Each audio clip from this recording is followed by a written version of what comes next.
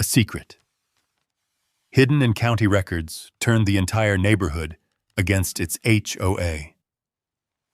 The police lights were flashing across my lake when HOA President Diane Mercer pointed at me and demanded I be removed from my own property. Neighbors gathered with phones out, convinced they were about to watch the sheriff force me to reopen the only road to Old Mill Lake. The problem? I had the deed. What nobody knew was that a forgotten document buried for nearly 20 years was about to expose a secret powerful enough to shake the entire HOA. And before this story is over, you'll see how one gate, one map, and one question changed everything. If you enjoy stories where ordinary people stand their ground with facts, patience, and a little courage, take a second to subscribe. We've got plenty more HOA battles, property disputes, and small-town justice stories coming your way. He's blocking community property. The shout echoed across Old Mill Lake before I even stepped off my porch. I looked down the gravel road and saw flashing red and blue lights weaving between the cottonwoods. 3 sheriff's vehicles rolled toward my ranch gate, tires crunching against the limestone gravel I'd paid to spread only 2 months earlier. At the center of it all stood Diane Mercer. Even from a distance, she looked completely in control. One hand rested on her hip. The other pointed directly toward my property like she was identifying a criminal. Around her, a crowd of Cedar Ridge residents gathered along the fence line. Some held coffee cups, others held phones. Every one of them seemed eager to watch whatever happened next. I picked up the brown document folder sitting on my porch table and walked toward the gate. The steel gate itself was closed, locked, perfectly legal, and apparently the cause of a small-town emergency. By the time I reached the road, Sheriff Cole Bennett had stepped out of his vehicle. I recognized him immediately. Tall, gray-haired, calm, the kind of man who listened before he talked. Unfortunately, everyone else seemed determined to do the opposite. "There he is," Diane announced loudly. "The man who illegally blocked access to Old Mill Lake." Several neighbors nodded. A woman near the fence shook her head dramatically. Someone in the crowd muttered, "Unbelievable." I stopped a few feet from the sheriff. "Morning, Sheriff." "Ethan." His voice remained neutral. Then he glanced toward the gate, then toward Diane, then back to me. "Apparently we've got a dispute." Diane stepped forward before I could answer. "Dispute?" she snapped. "This isn't a dispute. He blocked community property. Families have used this lake for nearly 20 years. More nodding. More murmuring. The crowd clearly liked that version of the story. I held up the folder. "Would anybody like to see the deed first?" Nobody answered. Not Diane. Not the residents. Not even the people recording. It struck me as strange. Everyone seemed convinced they already knew the truth. The documents didn't matter. The facts didn't matter. Only the outcome mattered. And they had already decided what that outcome should be. Diane folded her arms. "Ownership isn't the issue." That got my attention, because ownership was exactly the issue. Sheriff Bennett noticed it too. His eyebrows lifted slightly. "Ownership isn't the issue?" he repeated. Diane hesitated for half a second, then recovered. "What I mean is this community has established rights, traditions, access that's existed for decades." The sheriff looked at me. I handed him the folder. Inside were copies of my closing documents, property surveys, tax records, and the deed itself. He opened it without saying a word. The crowd immediately grew quieter. Not silent, but quieter. Because now somebody was actually reading. A breeze moved across the lake behind us. The water reflected the patrol lights in broken streaks of red and blue. For a moment, nobody spoke. Then a man from the HOA crowd called out, "Just open the gate already?" Another voice joined in, You're ruining things for everybody. I looked toward them. By using my own property? That didn't earn many smiles. The sheriff continued reading. Diane's confidence never wavered. That bothered me. Most people got nervous when law enforcement started reviewing documents. She didn't. She looked almost impatient. Like this was a formality. Like she already knew how the story ended. Sheriff Bennett finally looked up. Mr. Walker's deed appears valid. A few residents exchanged confused glances. Diane immediately jumped in. Because that's only part of the picture. There it was. The first crack. The first clue that this wasn't as simple as she'd been telling everyone. The sheriff closed the folder. What part of the picture am I missing? Diane smiled. It wasn't a friendly smile. It was the smile of someone who believed they had information nobody else possessed. Historic access rights. The phrase rolled off her tongue smoothly. Practiced, prepared, like she'd been waiting to say it. Several neighbors visibly relaxed after hearing it. Apparently, they'd heard the phrase before, maybe many times. Sheriff Bennett crossed his arms. Do you have documentation for those rights? For the first time all morning, Diane didn't answer immediately. The pause lasted maybe 2 seconds, but I noticed it. So did the sheriff, and so did a few people in the crowd. Finally, she said, the HOA has records. Has records. Not brought records, not produced records, not shown records. Just has records. Somewhere. Supposedly. The sheriff nodded slowly. I'd like to see them. Another pause. Longer this time. A ripple of uncertainty moved through the crowd. The woman holding the coffee cup lowered it. A man near the fence stopped recording and glanced toward Diane. I watched her carefully. Because for the first time all morning, she looked slightly uncomfortable. Not scared. Not worried. Just annoyed, like the conversation wasn't following the script she'd expected. Then she straightened her shoulders. Those records can be provided. Future tense, not present tense.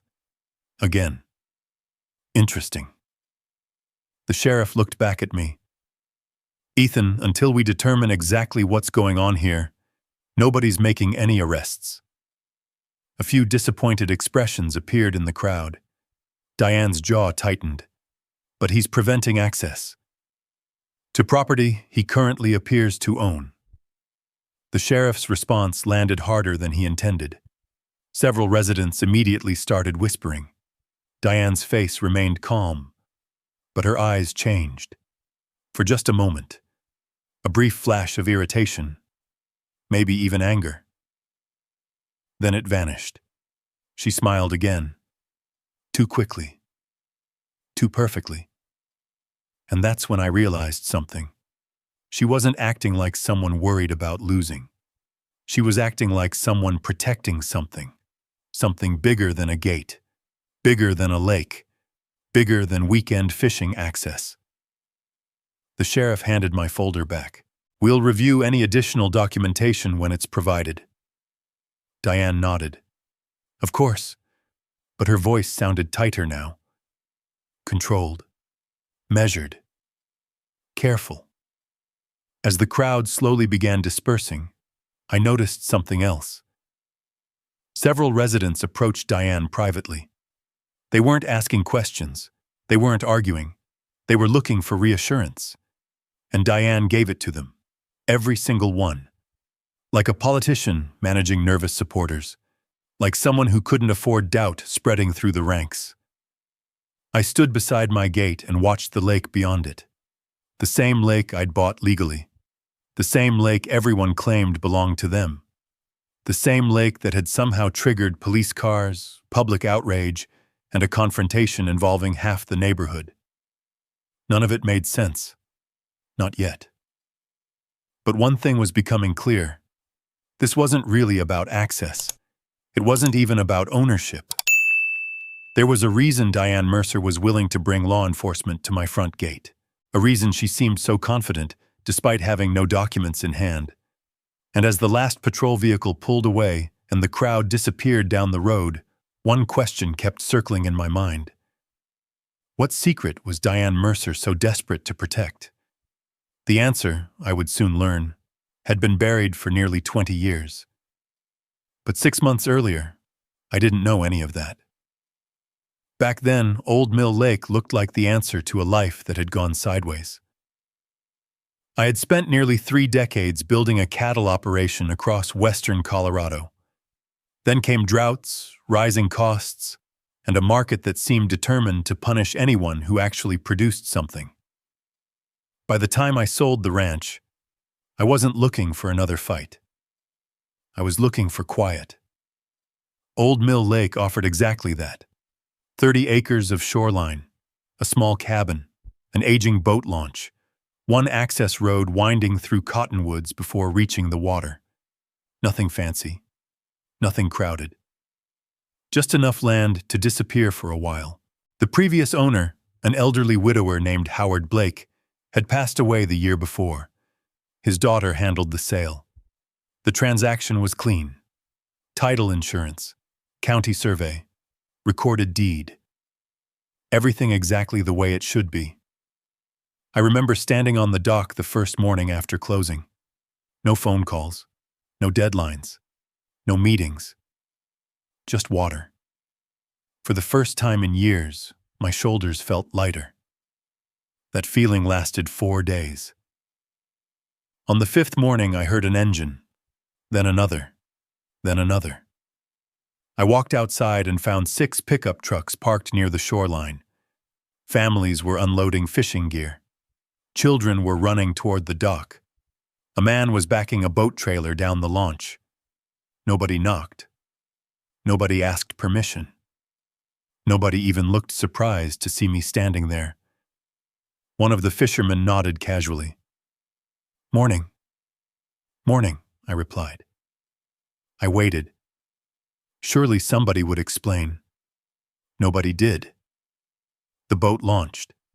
The families spread out. Within 20 minutes, my private property looked like a public recreation area.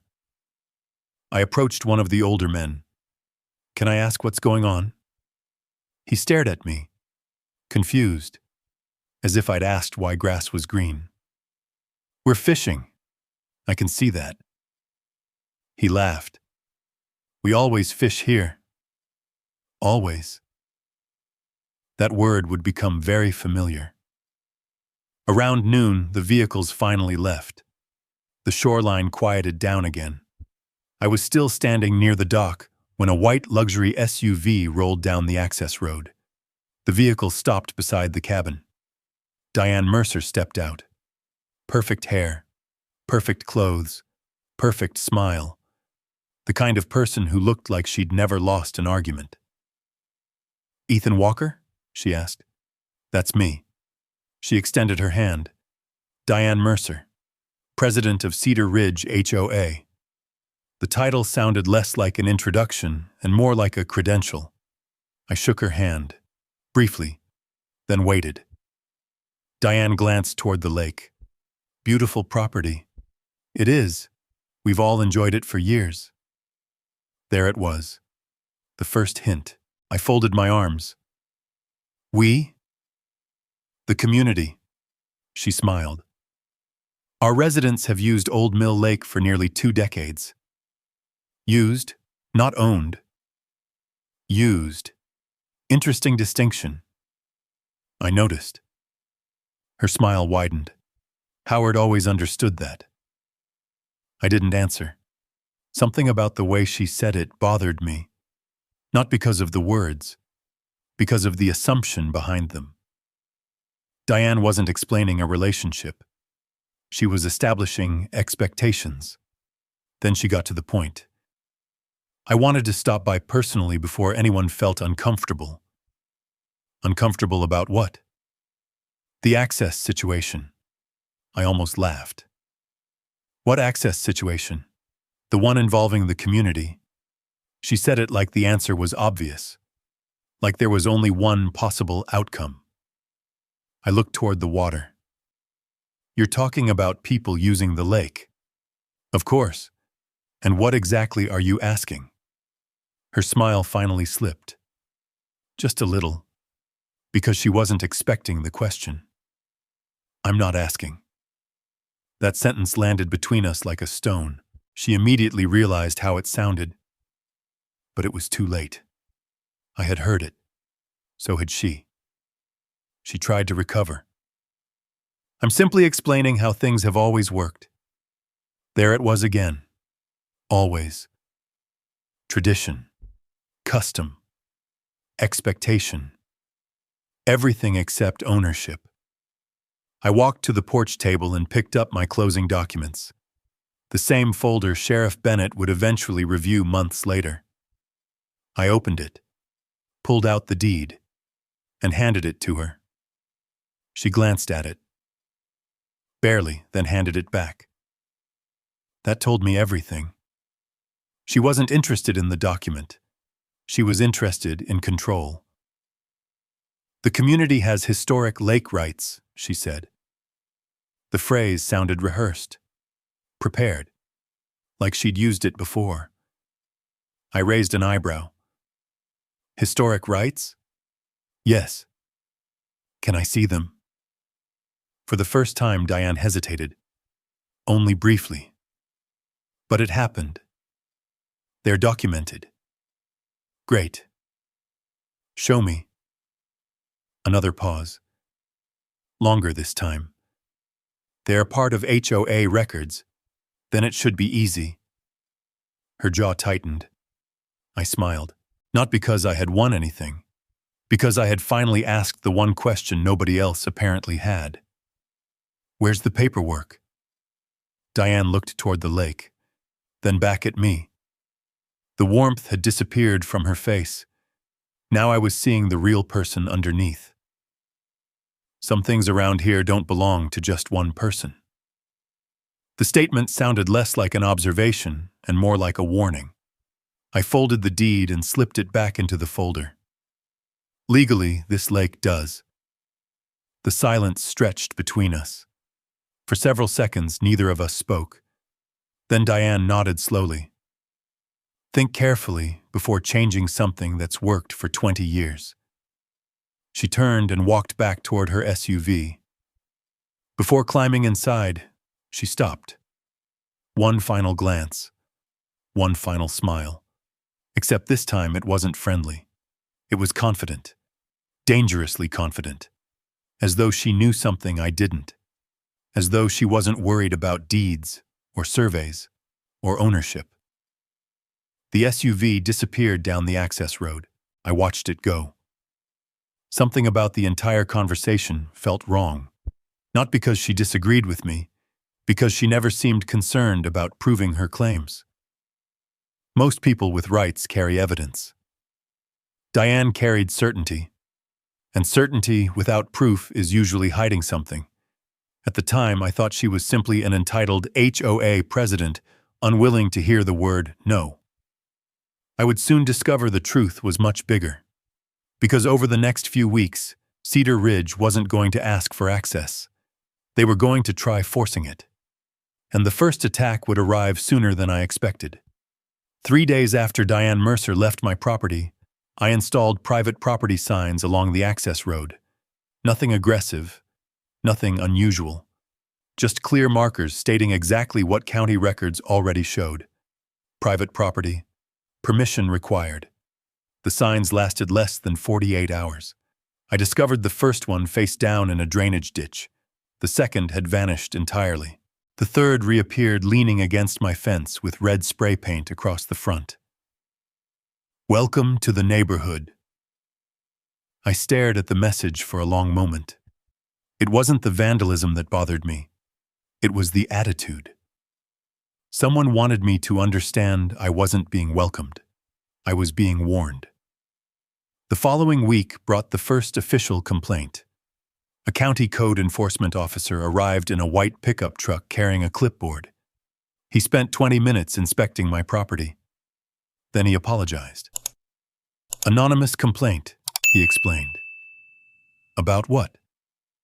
Unpermitted structures. I looked around. The cabin had existed for 30 years. The dock was listed in county records. The boat launch appeared on the original survey. Everything was legal. The inspector knew it. I knew it. We both knew why he was there. He left without issuing a single citation. 2 days later, another complaint arrived, this time involving shoreline maintenance. A week after that, another complaint questioned a storage shed. Every inspection ended the same way. No violations, no citations, no findings. Yet the inspections kept coming. Whoever was filing complaints wasn't trying to win. They were trying to wear me down. And slowly, the strategy began affecting the people around me. The hardware store owner who had been friendly during my first month suddenly seemed distant. A waitress at the local diner stopped asking about the lake. Conversations ended when I entered rooms. Nobody openly accused me of anything. But rumors were spreading. I could feel it. Then the certified letter arrived. The return address belonged to a Denver law firm. Inside was a formal demand. The Cedar Ridge HOA claimed long-standing community interests related to Old Mill Lake. They demanded immediate restoration of unrestricted access. Failure to comply could result in legal action. I read the letter twice, then a third time. The language sounded impressive, expensive, threatening. But one thing was missing: evidence. No deed references, no easements, no surveys, no legal documentation. Just broad claims about historical use. The same argument Diane had made on my porch. Tradition, custom, expectation, nothing else. I called the number listed at the bottom. An attorney answered. Professional, polished, confident. We represent Cedar Ridge HOA. I noticed. The community would prefer an amicable resolution, then send me the documents proving access rights. Silence. Brief, but noticeable. Then came a carefully prepared answer. We believe the community's interests are well established. That's not what I asked. Another pause. I waited. Finally, the attorney said, "We'll provide additional information if litigation becomes necessary." That was all I needed to hear. People with evidence usually show it. People without evidence threaten to show it later. I hung up. The next morning I found a fishing boat tied to my dock. Not drifting. Not accidentally misplaced. Tied. Deliberately. I photographed everything before contacting the county marina office. Nobody claimed ownership. By evening, the boat disappeared. No apology, no explanation, just another message, another small cut. The incidents continued. Vehicles parked near the access road. Residents wandering across my shoreline. People taking photographs from behind my fence. None of it serious enough to justify a lawsuit. All of it serious enough to create pressure. The campaign was carefully designed. Death by 1,000 inconveniences. One Saturday afternoon, I drove through Cedar Ridge for the first time. Neat homes, perfect lawns, community mailboxes. Everything looked exactly as Diane wanted outsiders to see it. Then I noticed something interesting. A large wooden sign near the entrance. Welcome to Cedar Ridge, private community, lake access for residents. The final line caught my attention. Lake access for residents, not lake ownership, not private lake. Access. Even their own entrance sign acknowledged a difference. I took a photograph, then another. That evening, I spread every document across my kitchen table. My deed, property maps, closing paperwork, the HOA letter, photographs, complaint notices. The picture becoming clearer wasn't comforting. It was troubling. Because the more evidence I reviewed, the more obvious something became. Diane was spending enormous effort avoiding one simple thing. Proof. Months of access claims. Weeks of pressure. Lawyers. Complaints. Rumors. Inspections. Yet nobody had produced a single document supporting their position. Not one. That wasn't normal. That wasn't confidence. That was avoidance. The next Monday, I made a decision. If Cedar Ridge wanted a legal fight, I needed someone who specialized in property law. Someone who knew how to uncover what people preferred to keep buried. 2 days later, I scheduled a meeting with a real estate attorney in Grand Junction. Her name was Grace Holloway. At the time, I thought she would simply review my paperwork. Instead, she would uncover the first crack in a secret that had been hidden for nearly 20 years. And once that crack appeared, the entire story behind Old Mill Lake would begin to unravel. I met Grace Holloway the following Thursday. She didn't waste time. Within 10 minutes of reviewing my documents, she had already highlighted something nobody else had mentioned. "Where's the easement?" I looked across her desk. "What easement?" "Exactly." She tapped the survey map. If a community truly has legal access to a private lake, there should be documentation somewhere. Easement agreements, recorded access rights, shared use contracts. Something. I thought about every conversation I'd had with Diane, every letter, every complaint, every threat. None of them had included any of those things. Grace noticed my expression. "They're claiming rights," she said, "but they're not showing the source of those rights." That afternoon, she submitted public records requests, county land records, development filings, subdivision maps, historical transfers, everything connected to Cedar Ridge and Old Mill Lake. A week later, we had hundreds of pages, and almost no answers. The records showed ownership transfers, property boundaries, tax assessments, infrastructure permits. But the one document we expected to find never appeared. No easement, no access grant, no recorded agreement, nothing. That should have ended the argument. But Grace wasn't satisfied. Neither was I.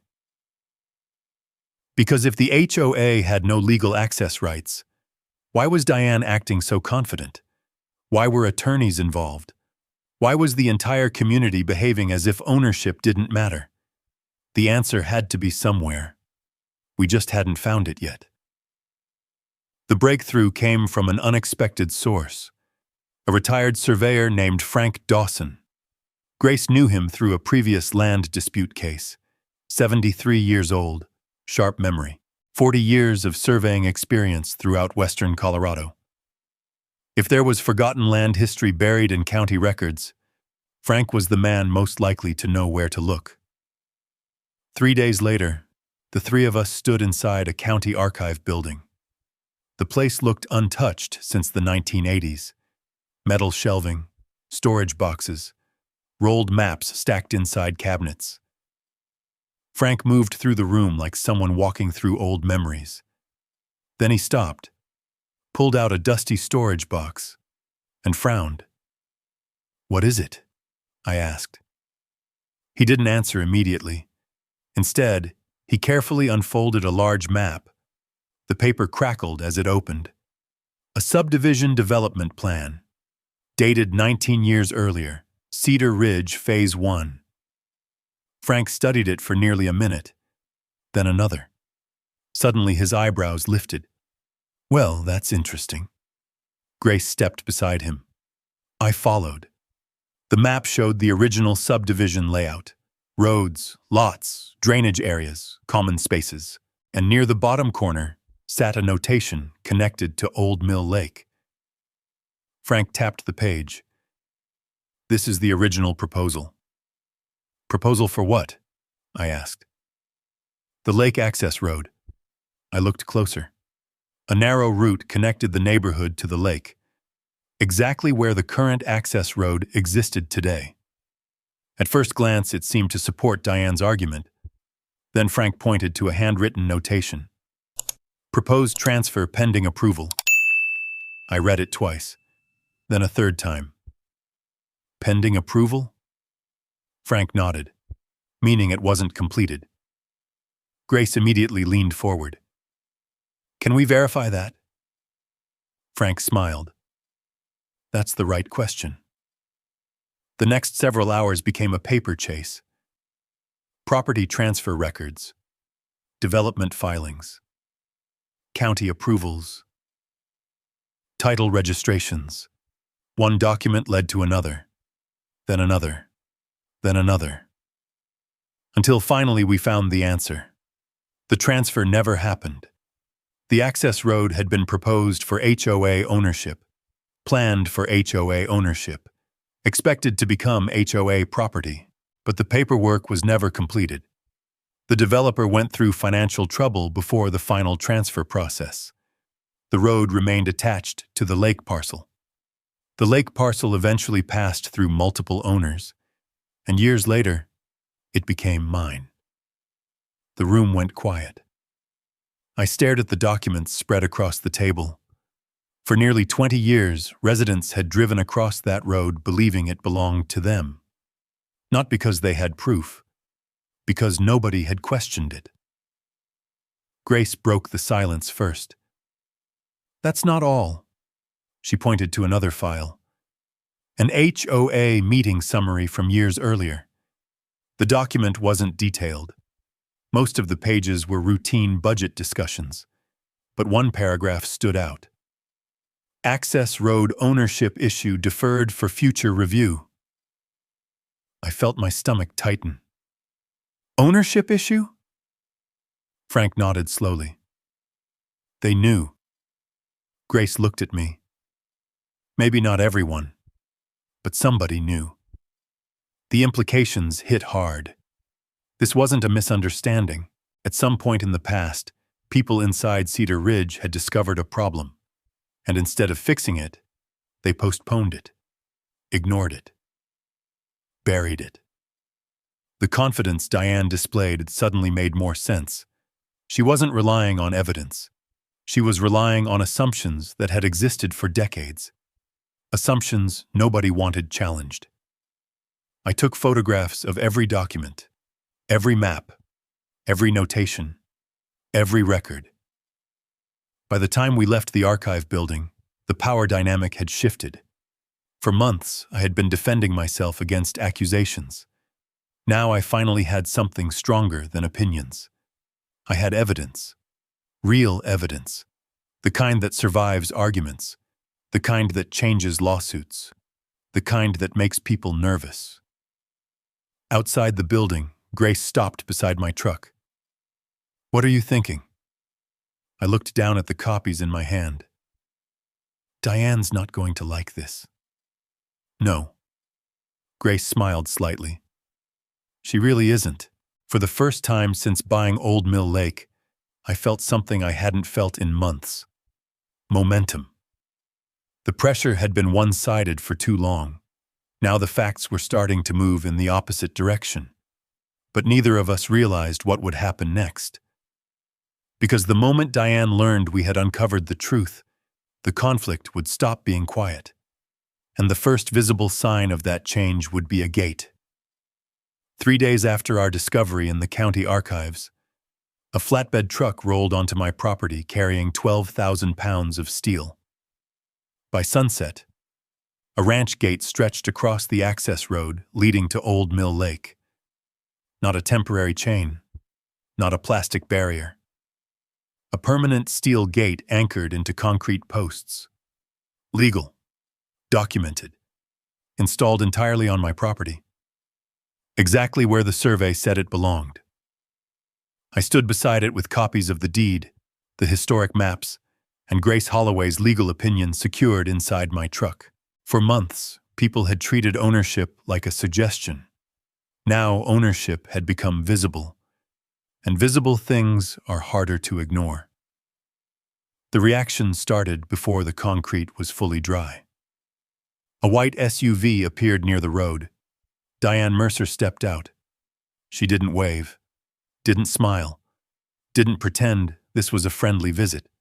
She marched directly toward the gate. "What do you think you're doing?" I leaned against the fence. "Protecting my property. This road serves the community." "No." I pointed toward the survey map resting on my tailgate. "It serves my property." She never looked at the map. Not once. Instead, she stared at the gate, then at me, then back at the gate. The expression on her face wasn't confusion. It was anger. Pure anger. Because for the first time, she was encountering something she couldn't simply talk around. Steel doesn't care about HOA politics. Steel doesn't care about assumptions. Steel only cares about where it's installed, and according to every legal document we'd found, it was installed exactly where it belonged. Diane took a step closer. "You've just made a serious mistake." I almost laughed. By following the deed? By declaring war on this community. There it was again. Not ownership, not law. Community. The same word she always used whenever facts became inconvenient. She climbed back into her SUV and drove away. The next morning, Cedar Ridge exploded. Photos of the gate flooded local social media groups. Residents posted complaints. Comment sections turned into arguments. Some accused me of stealing a community asset. Others started asking questions. Real questions. Questions Diane probably didn't want asked. One comment appeared repeatedly. "Can someone show the actual access agreement?" The answer never came, because there wasn't one. By the weekend, dozens of residents gathered outside the gate. Pickup trucks lined both sides of the road. Fishing boats sat unused on trailers. People stood around pointing at maps they clearly didn't understand. I watched from a distance. Nobody crossed the gate. Nobody attempted damage. But the mood had changed. For years, the lake had simply been there. Available, accessible, untouchable. Now access had become uncertain, and uncertainty makes people nervous. That afternoon, I received another certified letter. This one came directly from Cedar Ridge's legal counsel. The language was stronger, more aggressive. They demanded immediate removal of the gate. They threatened injunctions, damages, legal action. The letter filled 6 pages. Not one page contained proof of ownership. Not one page attached an easement. Not one page referenced an actual recorded access right. Grace read the letter and smiled. Still no evidence. Just threats. Exactly. She tapped the final page. "They're trying to intimidate you into backing down before this reaches discovery." I knew what discovery meant. If a lawsuit actually happened, both sides would have to produce documents, and documents were becoming dangerous for Diane. Very dangerous. A few days later, the first community meeting was announced. Emergency HOA session, Lake Access Crisis. The title alone told me everything. Not ownership clarification, not legal review, crisis. Diane wasn't trying to solve a problem. She was trying to create one. The meeting drew a packed crowd. I didn't attend, but Grace did, and afterward she called me immediately. "Interesting night. What happened?" "Diane spent 45 minutes blaming you." "Sounds about right." "Then someone asked to see the historic access documents." I sat up straighter. "What did she say?" Grace laughed, a short laugh, the kind lawyers make when they spot weakness. She said the board was reviewing records. That answer hit me harder than I expected, because now it wasn't just me asking. Residents were asking. People inside Cedar Ridge were starting to notice the missing paperwork. Questions were spreading. Doubt was spreading. And doubt is dangerous to people who rely on unquestioned authority. 2 mornings later, I found something taped to the gate. A flyer, anonymous, printed cheaply. The headline read, "Save Our Lake." Below it, someone had described me as an outsider trying to steal community traditions. The language was emotional, dramatic, designed to create anger. But one sentence stood out. For nearly 20 years, Cedar Ridge has protected access to Old Mill Lake. Protected. Not owned, not granted. Protected. Even the people attacking me couldn't bring themselves to claim ownership directly. Because somewhere beneath the outrage, they knew the truth was becoming harder to hide. That evening, Grace called again. This time, her voice sounded serious. "I've been reviewing additional board records. Find something?" "Maybe." The pause that followed immediately caught my attention. Lawyers don't pause without reason. "What is it?" "I found references to an access road ownership review from years ago." My grip tightened around the phone. "The one Frank discovered? Related to it?" "Meaning?" Grace exhaled slowly. "I think someone inside Cedar Ridge knew this road wasn't theirs." Silence filled the line. For months, I had assumed the HOA was mistaken, wrong, misinformed. But this was different. This suggested knowledge, awareness, concealment, a completely different level of responsibility. "Can you prove it?" I asked. "Not yet." The answer disappointed me. Then she added 4 words that changed everything. "But somebody else can." "Who?" Another pause. This one longer, more deliberate. And when Grace finally answered, I realized the battle over the lake was about to become much bigger than a gate. There may be a board member willing to talk, a whistleblower, someone inside Cedar Ridge, someone who knew what Diane Mercer had been hiding. And if that person decided to speak, the entire foundation of her story could collapse overnight. The problem was getting that person to talk before Diane found a way to stop them. 3 days passed without contact. Then my phone rang. The caller ID showed an unknown number. I answered. A man's voice came through quietly. "Are you Ethan Walker?" "Depends who's asking." A brief pause. Then he said the name Grace had mentioned. "My name is Noah Pierce." I sat up straighter. Noah Pierce was a Cedar Ridge board member, one of Diane's people. At least that's what everyone believed. "I think we should meet," he said. "Why?" Another pause. "Because some of us are tired of being lied to." The meeting happened the following evening at a diner 20 miles outside Cedar Ridge. Noah arrived alone, mid-50s, nervous, the kind of nervous that comes from making a decision you can't take back. He slid into the booth across from me. "I don't have much time." I noticed he kept glancing toward the windows, watching, checking, making sure nobody had followed him. "What do you know?" I asked. Noah exhaled heavily. "More than I should." Then he reached into a leather folder. The first document landed on the table. An HOA board meeting agenda, 7 years old. I read the highlighted section twice. Lake Access Road Ownership Review. My pulse immediately quickened. Where did this come from? Board archives. He slid over a second document, then a third, then a fourth. Meeting notes, internal memorandums, email summaries.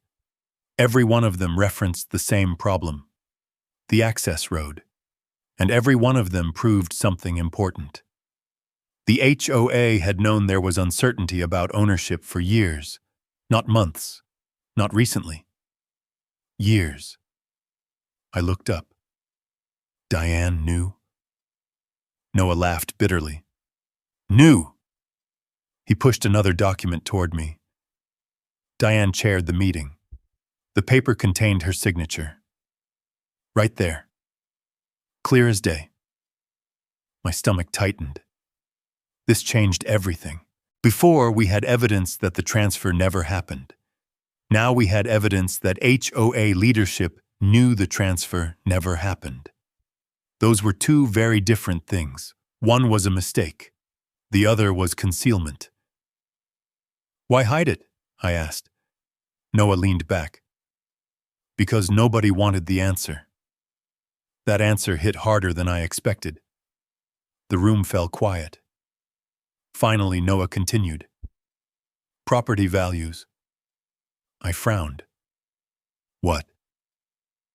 People bought homes believing they had lake access. The pieces started fitting together. If residents learned the road wasn't legally theirs, questions start. Noah nodded. Then lawsuits start. The implications were enormous. For years, the HOA had promoted lake access as part of the community lifestyle. Advertisements, neighborhood events, resident guides, board communications, all built around an assumption they now knew was questionable. No wonder Diane was fighting so hard. This wasn't just about a road. It was about protecting an entire narrative. Noah opened the folder again. This isn't everything. My eyes narrowed. What else is there? He handed me a printed email chain. The messages were internal board communications. The subject line immediately caught my attention. Access issue containment strategy. Containment. Not resolution. Not investigation. Containment. The word spoke volumes. I skimmed through the messages. Several board members suggested hiring attorneys. Others proposed conducting a title review. One recommendation appeared repeatedly. Clarify ownership immediately. Every suggestion had been rejected. Instead, Diane pushed for delaying action, deferring review, postponing discussions, moving topics into executive sessions, burying the issue, again and again. The evidence was becoming impossible to ignore. Diane kept this from homeowners. Noah nodded. For years. The waitress arrived with coffee. Neither of us touched it. The conversation had become too important. Why are you giving me this now? I asked. Noah looked out the window, then back at me. Because she crossed a line. What line? The gate. I waited. Diane told everyone you were stealing community property. His jaw tightened. She knew that wasn't true. For the first time, genuine anger appeared on his face. Not frustration. Not disappointment. Anger. She turned a legal question into a public war. I understood exactly what he meant. The attacks, the rumors, the meetings, the letters. Everything had been built on a narrative she already knew was weak. Noah stood. I can't be involved publicly yet. You may have to eventually. I know.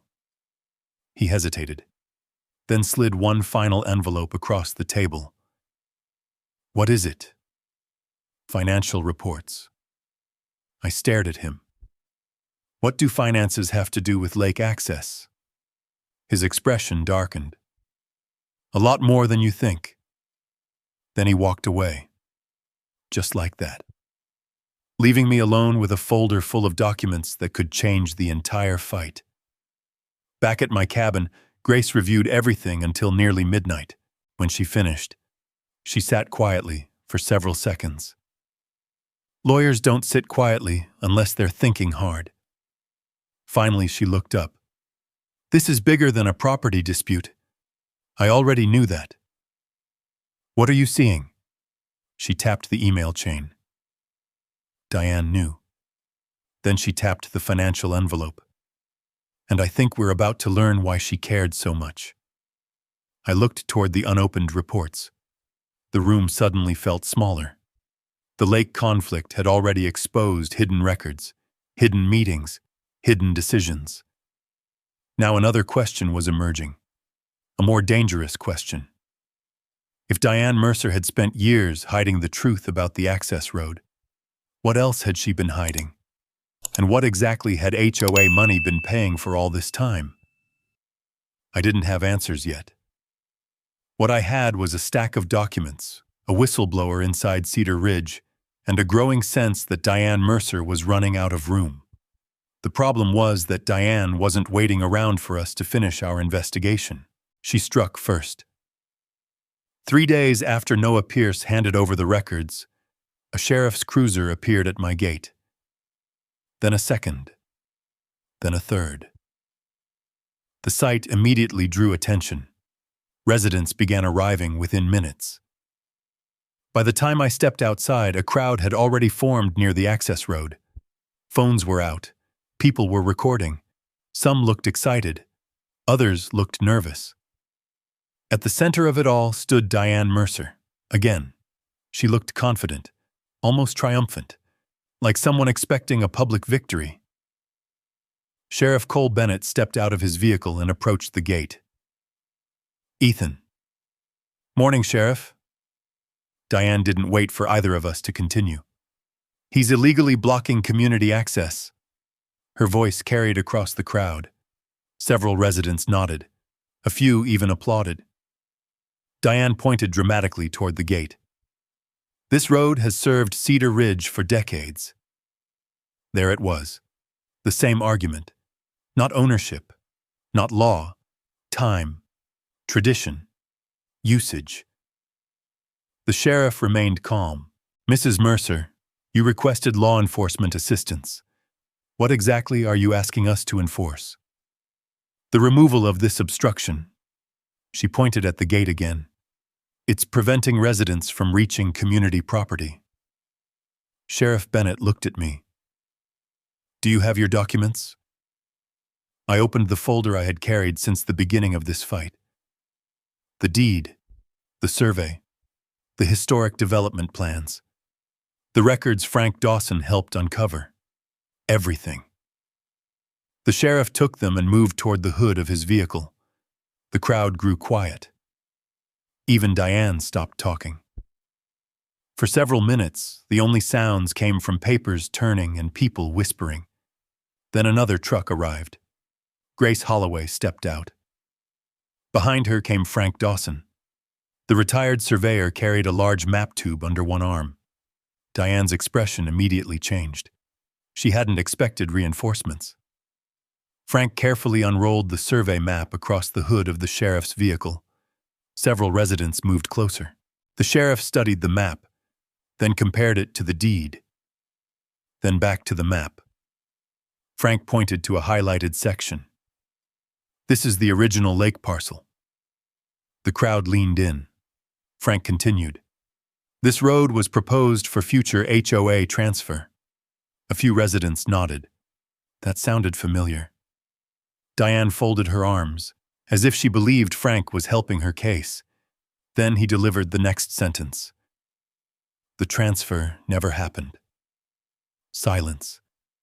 Complete silence. Frank pointed to another section. The road remained attached to the lake parcel. Another pause. Then he pointed directly toward me. "The lake parcel now belongs to Ethan Walker." The silence somehow became heavier. Several residents exchanged confused looks. A woman lowered her phone. A man near the fence frowned. Someone quietly asked, "What does that mean?" Frank answered immediately. "It means the only road connecting Cedar Ridge to Old Mill Lake crosses Ethan Walker's property." The crowd froze. The statement landed like a hammer. For months, Diane had framed the conflict as a selfish landowner blocking public access. Now the reality stood in plain view. There was no public access. There never had been. The sheriff reviewed the final page, then looked directly at Diane. "Do you have documentation proving HOA ownership or access rights?" Everyone turned toward her. Dozens of eyes, waiting, expecting. Diane hesitated. For the first time since I'd met her, she looked genuinely uncomfortable. The HOA has historic usage. That's not what I asked. Sheriff Bennett's voice remained calm. Do you have legal documentation? Another pause. Longer this time. No. The word barely escaped her mouth. A ripple moved through the crowd. People weren't angry yet, but confusion was spreading. And confusion is dangerous when authority depends on certainty. The sheriff handed my documents back, then addressed the crowd. Based on the records presented today, Mr. Walker appears to be acting within his legal property rights. Several residents immediately started talking over one another.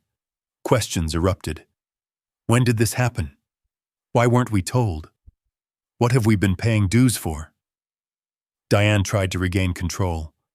Everyone calmed down. Nobody listened. The questions kept coming, louder now, sharper, more direct. For the first time, the crowd wasn't looking at me. They were looking at her. The power dynamic had shifted, completely. Diane could feel it. So could I.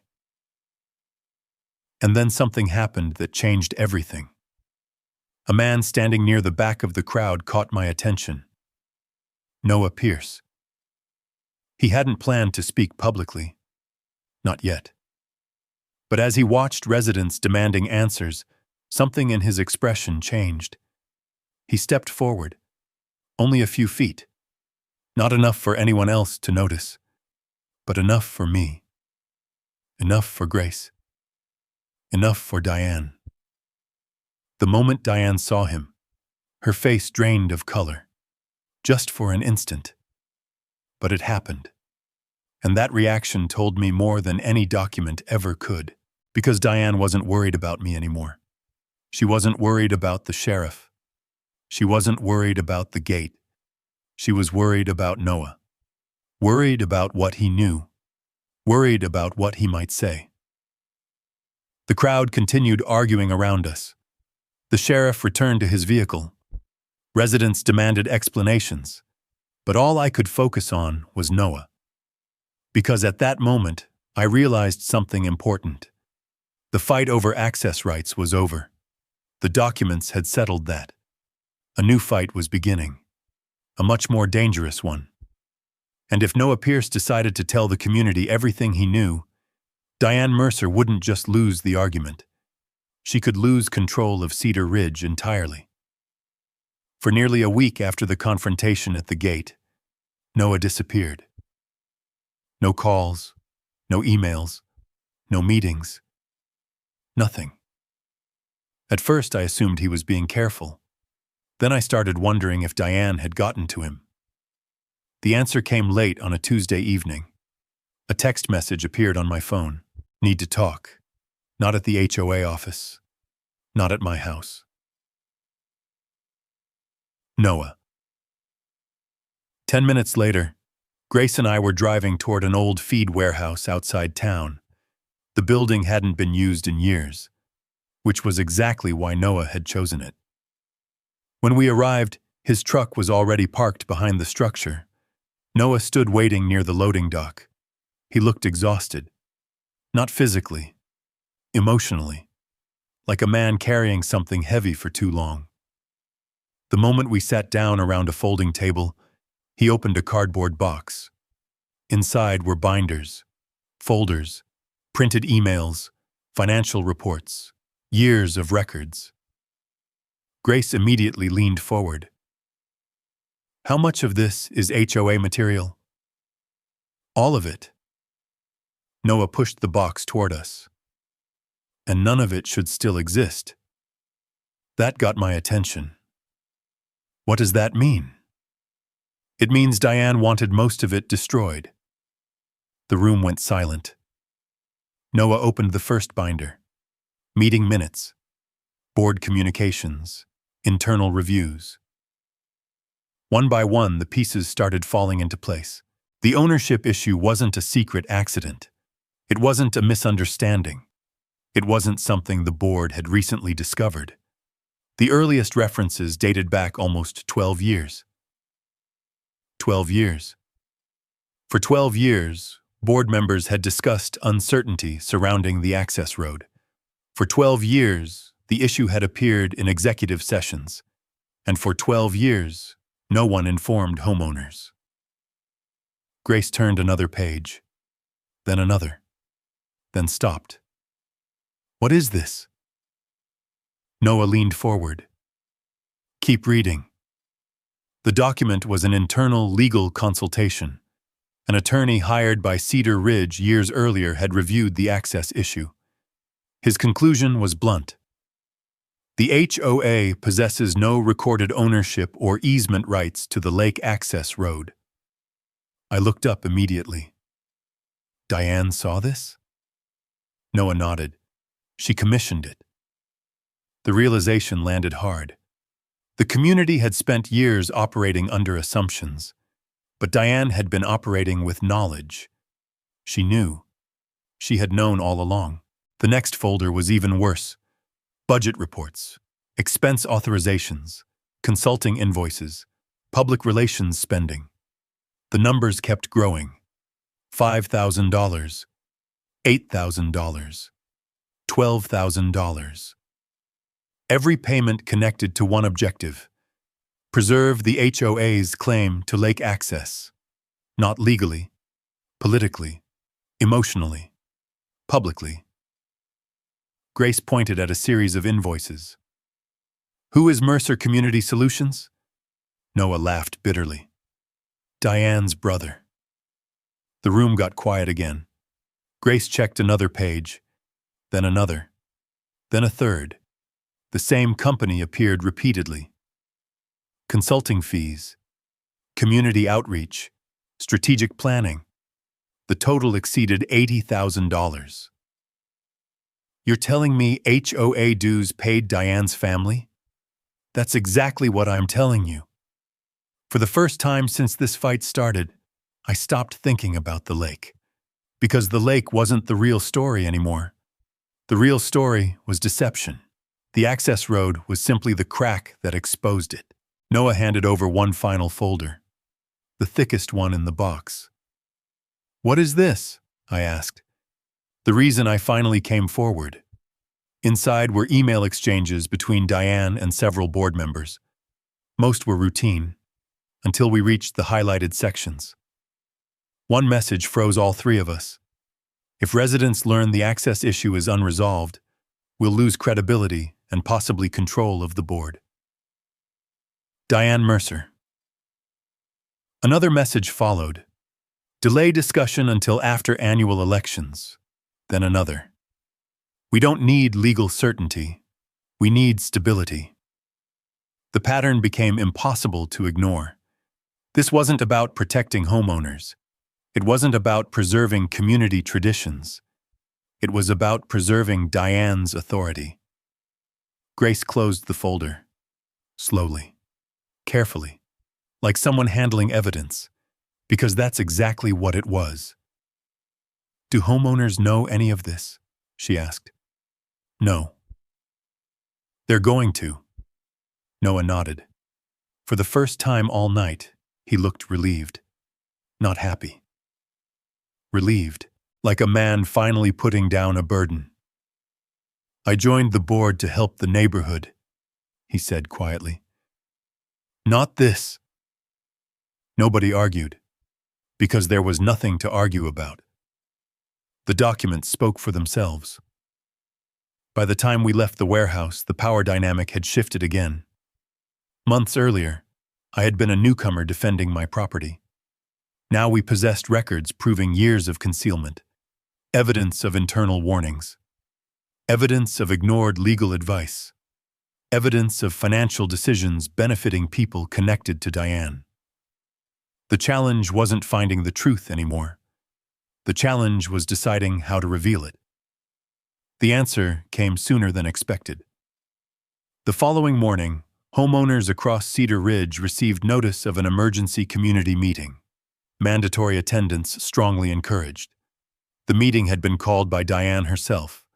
Apparently, she intended to regain control of the narrative, to explain the access dispute, to reassure residents, to put the controversy behind her. What Diane didn't know was that Noah had already made his choice. And when that meeting began, she wouldn't be the only person standing in front of the community with documents. For the first time in years, the truth was about to enter the room. And once it did, there would be no putting it back in the box. The Cedar Ridge Community Center had never been this full. Every folding chair was occupied. Residents lined the walls. Others stood near the exits. The atmosphere felt less like a neighborhood meeting and more like a courtroom waiting for proceedings to begin. At the front of the room sat Diane Mercer, confident, composed, determined, at least on the surface. She opened the meeting exactly as expected. "Thank you all for coming," her voice carried through the room. "As everyone knows, our community has recently faced challenges involving access to Old Mill Lake. Challenges, not deception, not hidden records. Challenges." Diane spent the next 15 minutes presenting herself as a defender of community interests. She described the gate, the controversy, the disappointment residents were feeling. She talked about preserving traditions, protecting property values, maintaining stability, the same themes she'd used from the beginning. Many residents listened quietly. Some nodded. Others looked uncertain. Then Diane made a mistake, a serious one. She held up a packet of papers. "Our board has always acted in good faith based on the information available." The moment she said it, Noah Pierce stood up. The room immediately fell silent. Diane froze, not visibly, but long enough for everyone to notice. Noah didn't raise his voice. He didn't need to. "That's not true." The words landed with surprising force. 100 conversations died instantly. Diane stared at him. "Noah, this isn't the time. It is exactly the time." He walked toward the front carrying a binder. The same binder he'd shown Grace and me. The same binder containing 12 years of secrets. People moved aside as he approached. Nobody stopped him. Nobody tried. The room could feel something important happening. Noah placed the binder on the front table, then opened it. "This is an internal legal review commissioned by the board." Diane's face tightened. Noah continued. "It concludes the HOA possesses no recorded ownership rights and no recorded easement to the access road." The silence became absolute. You could almost hear people processing the information. Then questions started. What? When was that written? Who saw it? Noah answered immediately. Diane did. The room erupted. Voices overlapped. Residents demanded explanations. Others demanded documents. Several homeowners who had defended Diane weeks earlier now looked stunned. Diane tried to regain control. "You're taking those records out of context." Noah turned another page. "Then let's discuss the context."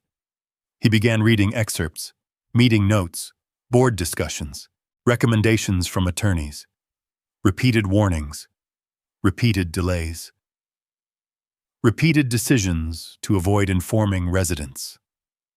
Each page made the situation worse. Not for me.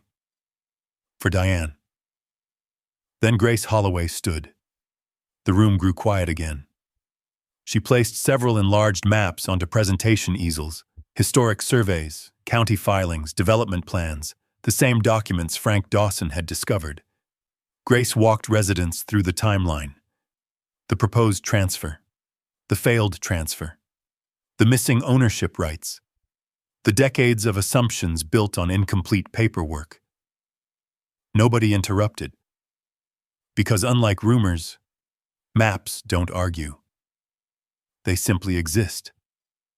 Then came the final blow. Grace opened the financial reports. I saw several residents lean forward. Even Diane seemed nervous now. Very nervous. Grace pointed to a series of expenditures. "These payments total more than $80,000. She paused. "Many were made to Mercer Community Solutions. Several people immediately recognized the name. One resident stood. "Isn't that your brother's company?" Diane didn't answer. The silence answered for her. Grace continued. "These funds were approved while the board concealed known legal concerns regarding lake access." The room exploded. Not with anger, with betrayal. Homeowners weren't shouting at me. They weren't questioning the gate. They were questioning Diane. Questions came from every direction.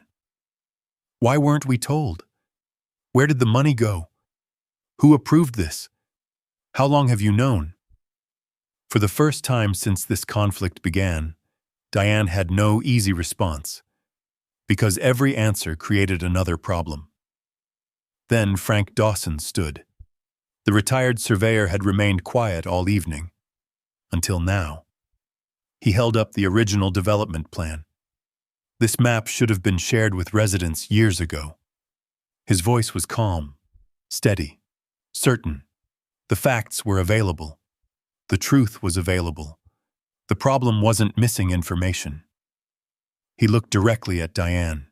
The problem was that nobody wanted homeowners to see it.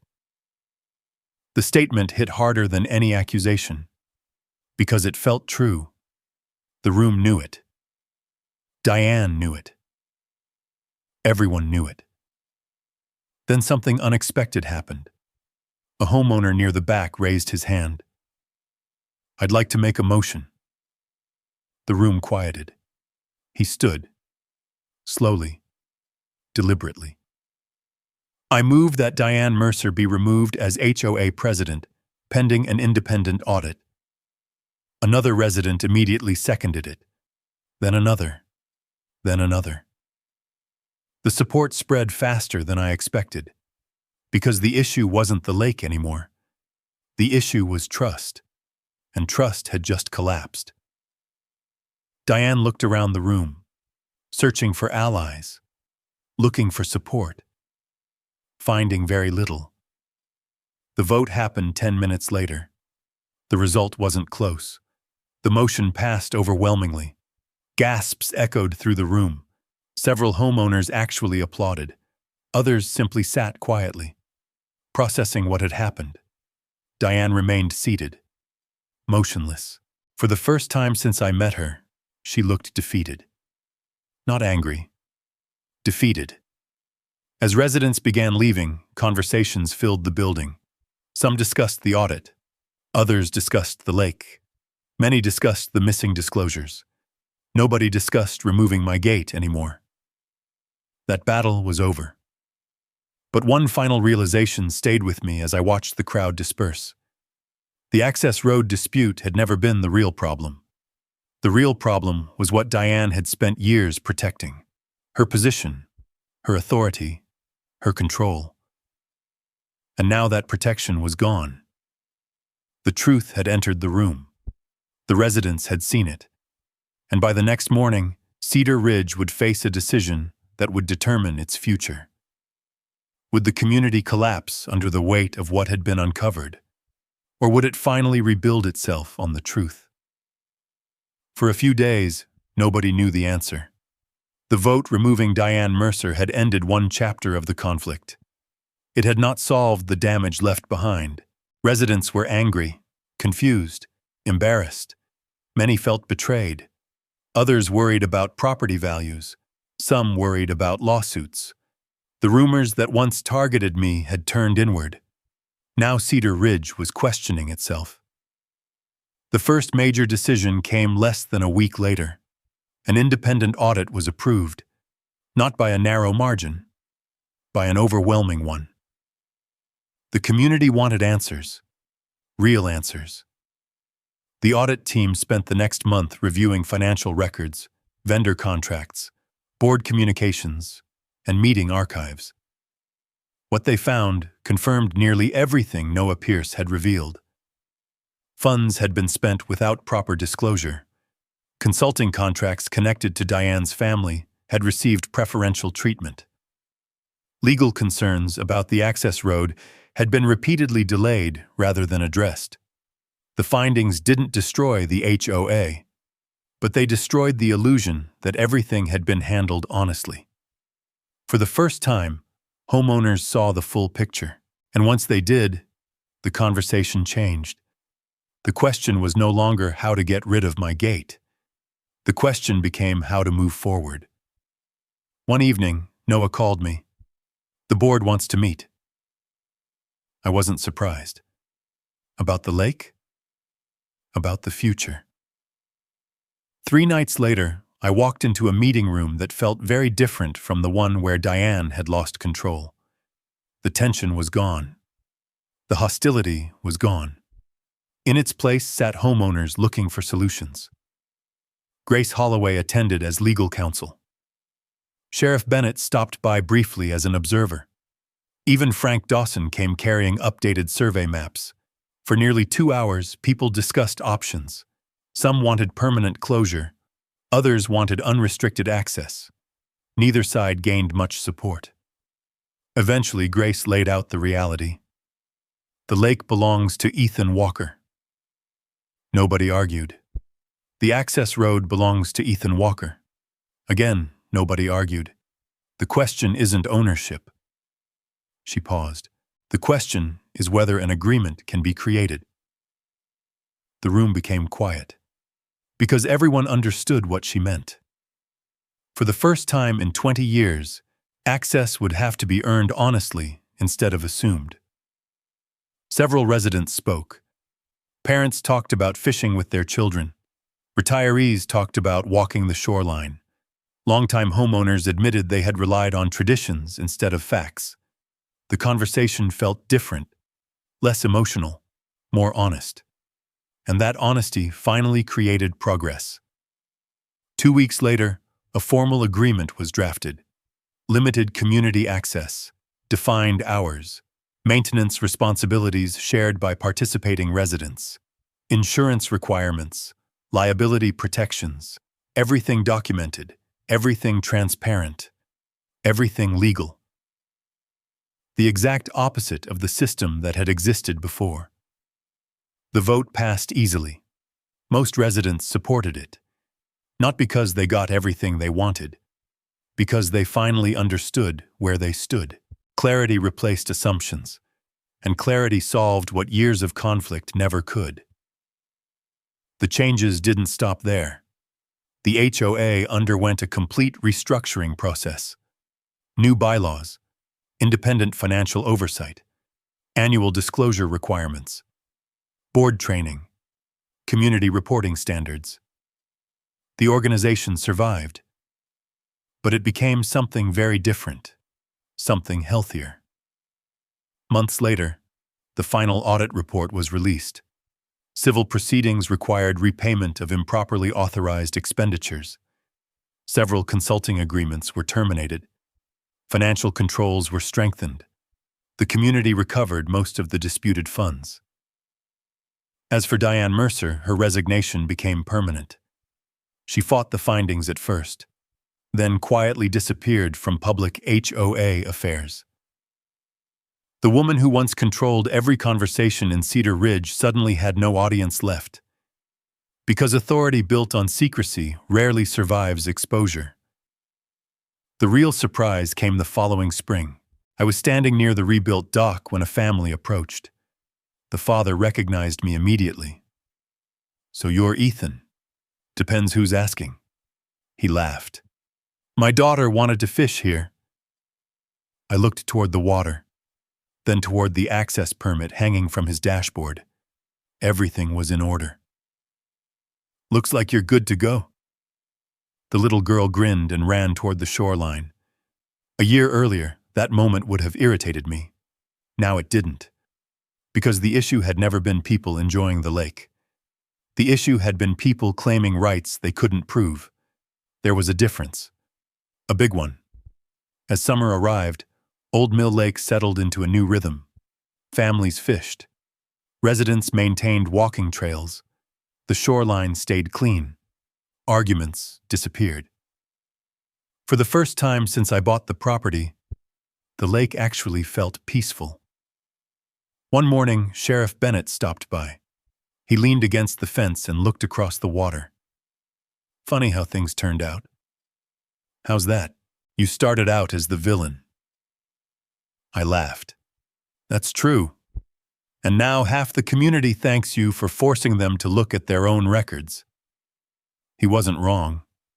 The conflict that began with accusations had ended with accountability. The gate that triggered outrage had ultimately exposed the truth, and the truth had done what threats never could. It fixed the problem. As the sheriff drove away, I walked to the edge of the dock. The water was calm. The rebuilt access area sat quietly in the distance. Children laughed somewhere along the shoreline, not because somebody had won, because the community had finally stopped lying to itself. I thought about Diane, about the threats, the complaints, the lawyers, the meetings, the months spent defending documents that should have spoken for themselves. Then I looked at the lake, still there, exactly where it had always been. The lake stayed. The community survived. The lies didn't. If there's one lesson I take from this story, it's that the truth doesn't always win quickly, but it matters that someone is willing to look for it. Ethan never sets out to find a neighborhood. He bought a piece of land, just take the paper, and expected a quiet life. What changed everything wasn't anger or force. It was patience. It was taking the time to read the records, ask the hard question, and follow the facts wherever they led. In the end, the real solution came when people were finally willing to survey the two together. There's something powerful about standing your ground respectfully, not because you're trying to defeat someone, but because something are worth protecting. Your integrity, your property, and your right to be treated fairly. And sometimes, the strongest thing a person can do is stay calm while the facts speak for themselves. Now, I'd love to hear from you. Have you ever dealt with an HOA, a property dispute, or a situation where the paperwork told very different story than the rumors? Drop a yes in the comments if you ever had to stand up for what's right, or say where you're watching from. I always enjoy reading your story and seeing how paper has brought the country handle this challenge. And if you enjoy stories about ordinary people using persistence, common sense, and quiet courage to overcome difficult situations, be sure to subscribe and join us for the next one. There's always another story waiting just down the road.